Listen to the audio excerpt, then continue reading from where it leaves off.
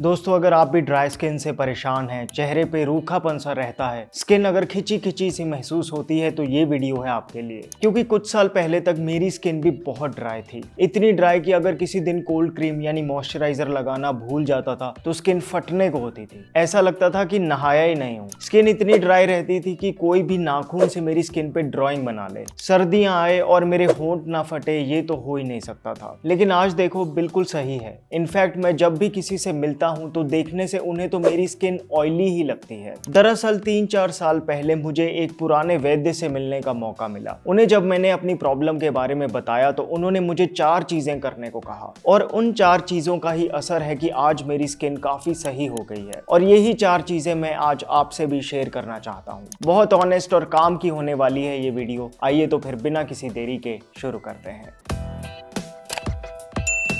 Hello friends, welcome to Fit Tuber Hindi. दोस्तों, जिन वैद्य से मैं मिला था वो बहुत वृद्ध हैं, लेकिन आयुर्वेद शास्त्र के प्रकांड विद्वान हैं। उनका आयुर्वेद का एक्सपीरियंस और समझ बड़ी गहरी है। जब मैंने उन्हें अपनी ड्राई स्किन की प्रॉब्लम के बारे में बताया तो उन्होंने मुझे पहली चीज जो कही वो ये थी कि आज से तुम साबुन लगाना बंद कर दो। मेरे लिए बड़ा ऑड था, क्योंकि बिना साबुन के कैसे नहाए। बचपन से आदत बनी हुई है साबुन से नहाने की। लेकिन फिर ये बात समझ में आई कि साबुन का डेली इस्तेमाल करना एक बड़ा कारण है कि ड्राई स्किन की प्रॉब्लम में आराम नहीं मिल रहा। क्योंकि साबुन यानी कोई भी ऐसी चीज जिससे झाग बने, सोप बबल्स बने, उससे स्किन क्लीन तो होती है लेकिन ड्राई भी हो जाती है। उन्होंने कहा साबुन की जगह उपटन से नहाया करो। उपटन मतलब वही अपना बेसन हल्दी या चावलों का आटा या मूंग मसूर का पाउडर। उन्होंने कहा कि बाथरूम में एक कटोरी रखो और किसी डब्बे में उपटन भर के रखो, और जब भी नहाना हो तो इसमें दही मिक्स करके अपनी बॉडी और चेहरे को साफ करने के लिए इस्तेमाल करो।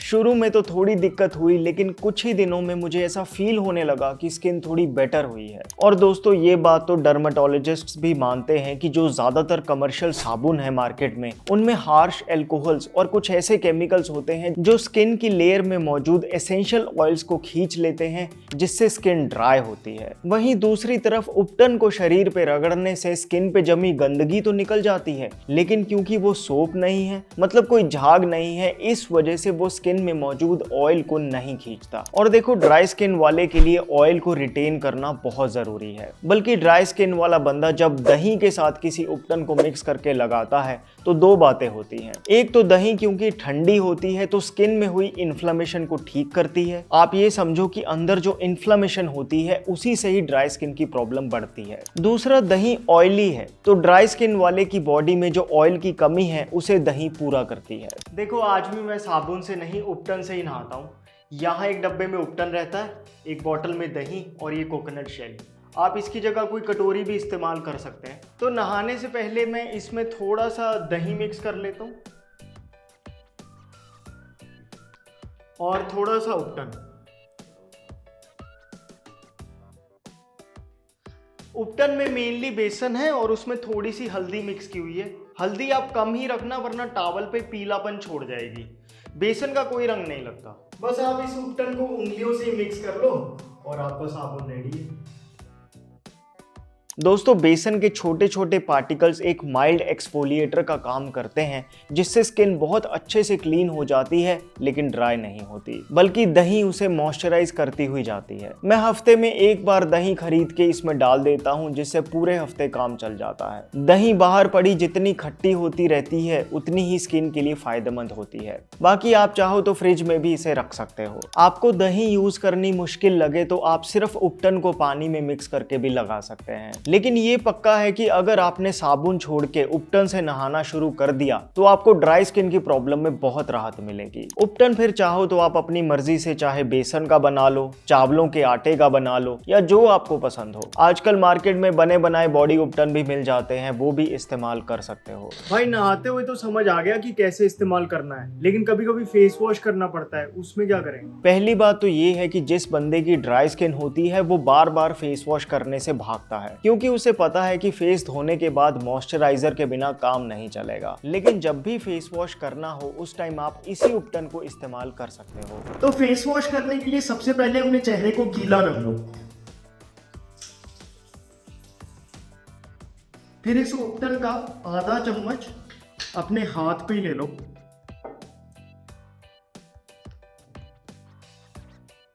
इसको अच्छे से मिक्स कर लो और इसे अपने पूरे चेहरे पे लगा लो।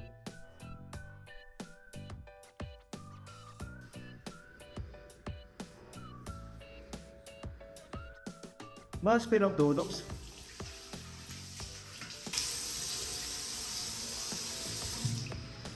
लो, हो गया फेस वॉश।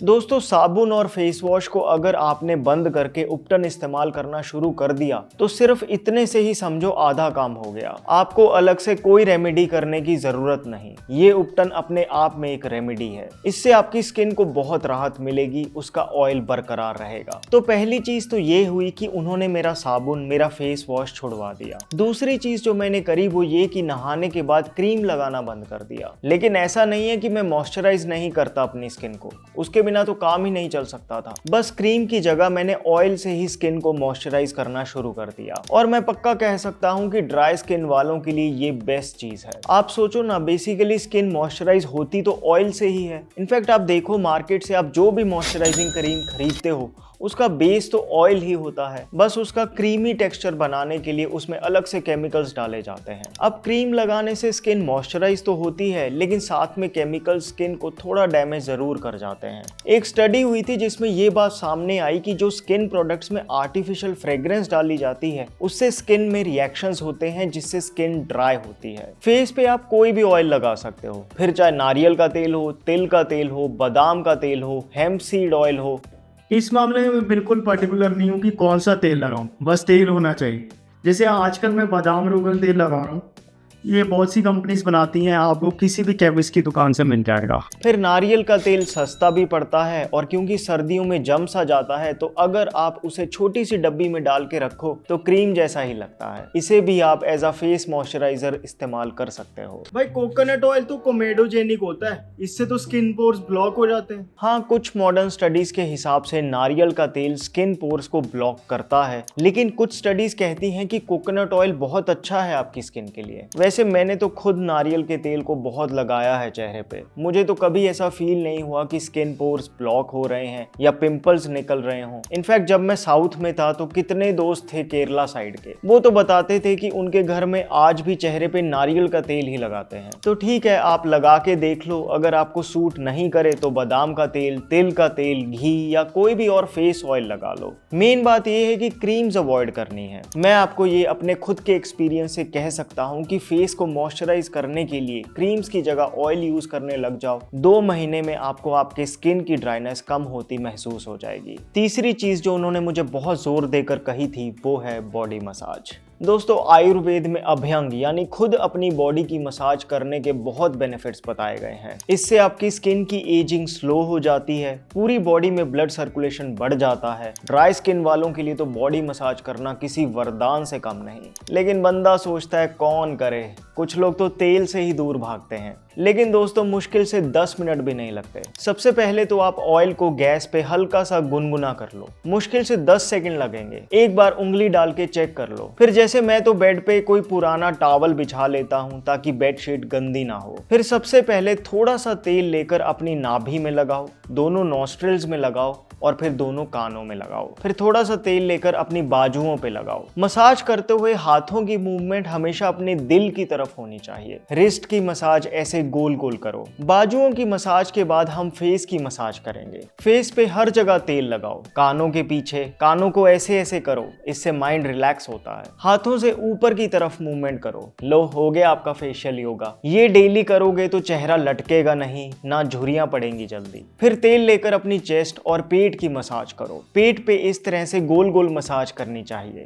आयुर्वेद के अनुसार इस तरह पेट की मसाज करने से पाचन तंत्र मजबूत होता है। इसके बाद थोड़ा सा तेल लेकर अपने बाएं घुटने पे लगाओ, गोल गोल घुमाओ और फिर पूरी टांग पे अच्छे से तेल की मसाज कर लो। अब क्योंकि दिल ऊपर की तरफ है तो ज्यादा जोर ऊपर की तरफ देना है। काफ मसल्स को अच्छे से मसाज करनी चाहिए। मैंने एक वीडियो में बताया था कि कैसे काफ मसल्स को एक्टिवेट करने से ब्लड शुगर और ब्लड प्रेशर नॉर्मल आ जाता है। फिर इसी इसी तरह से दूसरी टांग की भी मसाज करो। जो लोग घुटने और टांगों की रेगुलर मसाज करते हैं उनकी ग्रीस बनी रहती है और पेन नहीं होता। इसके बाद बैठ जाओ और अब मसाज करेंगे पैरों की तलवियों की। दोस्तों आयुर्वेद में पैरों की तलवियों की मसाज को बहुत इंपॉर्टेंट माना गया है। हमारे पैरों से बहुत छोटी छोटी सूक्ष्म नाड़ियां हमारे पूरे शरीर में फैली हुई हैं। पैरों की तलवियों पे अच्छे से मसाज करने से शरीर की गर्मी कम होती है, आंखें स्वस्थ होती हैं और माइंड रिलैक्स हो जाता है। अपने पैरों की ऊपरली तरफ भी मसाज करो, उंगलियों पे, नाखूनों पे, फिर बस थोड़ा सा हाथ एक बार फिर से पूरी टांगों पे चला दो। अब थोड़ी सी अपनी बैक की मसाज भी कर लो, जितना हाथ पहुंचे उतना कर लो, कोई दिक्कत नहीं।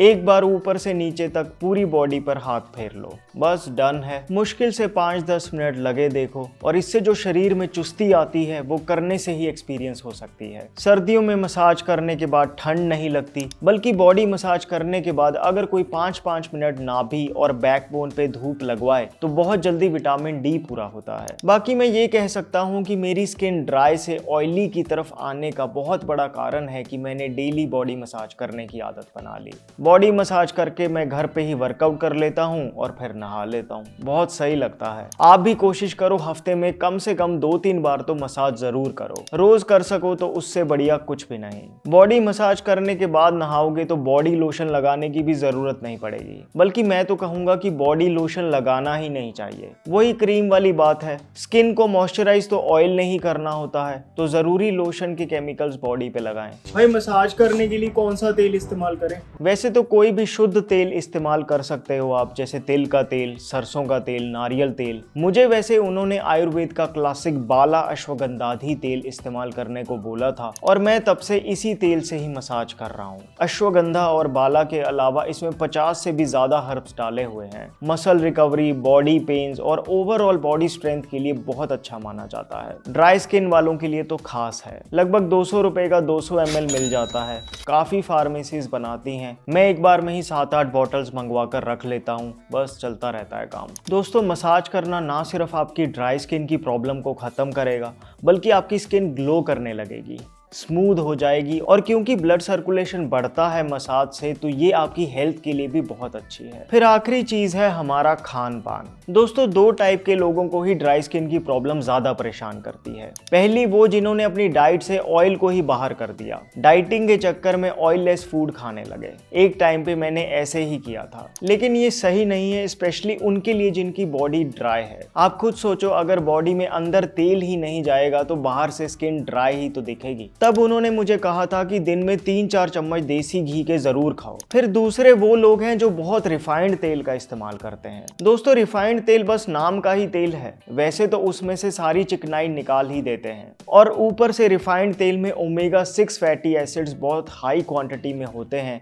जो हमारी बॉडी में इन्फ्लामेशन करते हैं। और ये तो आप जानते ही हो कि इन्फ्लामेशन होगी तो स्किन ड्राई होने लगेगी। इसलिए रिफाइंड तेलों को छोड़कर कच्ची घानी यानी कोल्हू के निकले कोल्ड प्रेस तेलों को इस्तेमाल करना शुरू कर दो अपने अपने रीजन के हिसाब से। और ड्राई स्किन वालों को ये भी ध्यान रखना चाहिए कि कभी सूखे ड्राई फ्रूट ना खाएं, हमेशा भिगो लें, वरना मुंह में छाले हो जाएंगे। सो दोस्तों कुल मिला के बात ये है कि ड्राई स्किन को ऑयली बनाने के लिए 4 चीजें आपको बहुत हेल्प करेंगी। पहला तो ये कि नहाते हुए बॉडी पे और फेस वॉश के लिए भी साबुन की जगह उपटन का इस्तेमाल करो। दूसरा, फेस को मॉइस्चराइज करने के लिए क्रीम की जगह किसी भी तेल का इस्तेमाल करो। तीसरा, हफ्ते में कम से कम 2-3 बार तो बॉडी मसाज जरूर करो, रोज कर सको तो क्या कहना। चौथा, अपनी डाइट में भी ऑयल से दूर भागने की जरूरत नहीं, जरूरत है रिफाइंड तेल की जगह शुद्ध कच्ची घानी के निकले कोल्ड प्रेस तेलों को इस्तेमाल करने की। दोस्तों ड्राई स्किन के लिए अक्सर आपने वीडियोस में एक कोई होम रेमेडी सोल्यूशन ही देखा होगा, लेकिन हमने जो 4 चीजों की बात की है इससे आपकी ड्राई स्किन की प्रॉब्लम जड़ से ठीक होगी। 1 महीना करके देख लो, आप खुद आकर कॉमेंट में लिखोगे। दोस्तों ड्राई स्किन के लिए रोज 2-3 चम्मच घी के जरूर सब्जी के ऊपर डालकर खाने चाहिए, लेकिन कौन सा घी? वो नहीं जो प्योर घी के नाम से मार्केट में खूब बिकता है। असली घी वही है जो देसी गायों के दूध से दही बनाकर फिर दही को बिलोना मेथड से मथकर मक्खन से निकलता है। रोजियर फूड्स का A2 गिर काऊ घी ऐसा ही एक असली घी है भारतीय मार्केट में। ये घी 100% आयुर्वेदिक विधि से बनता है। गिर गाय के दूध से दही बनाया जाता है, फिर दही को बिलोना से मथकर उसमें से मक्खन निकाल लेते लेते हैं और मक्खन को धीमी आंच में पकाने से घी रह जाता है। ये वो घी है जो आपके कोलेस्ट्रॉल को कम कर हार्ट को हेल्दी रखता है। ये घी जोड़ों की ग्रीस को बढ़ाता है। यही घी आपकी डाइजेशन, स्किन, हेयर सभी अंगों के लिए इतना फायदेमंद बताया गया है। और रोजियर फूड्स का घी गिर गाय के दूध से बनता है, जिसे देसी गायों की नस्लों में सबसे ऊपर माना गया है। इसलिए भले दिन में 1 चम्मच ही खाओ, लेकिन असली घी ही खाओ। रोजियर फूड्स का A2 काऊ घी खरीदने के लिए डिस्क्रिप्शन बॉक्स में दिए लिंक को क्लिक कीजिए। कूपन कोड लगाने से आपको मिलेगा 12% ऑफ। वीडियो यहाँ तक देख रहे हो तो मैं रेकमेंड करूंगा कि आप इस वीडियो को जरूर देखें, जिसमें मैंने बताया है कि क्यों फिश ऑयल कैप्सूल्स नहीं लेने चाहिए और कौन से हैं बेस्ट ओमेगा 3 वेजिटेरियन फूड्स।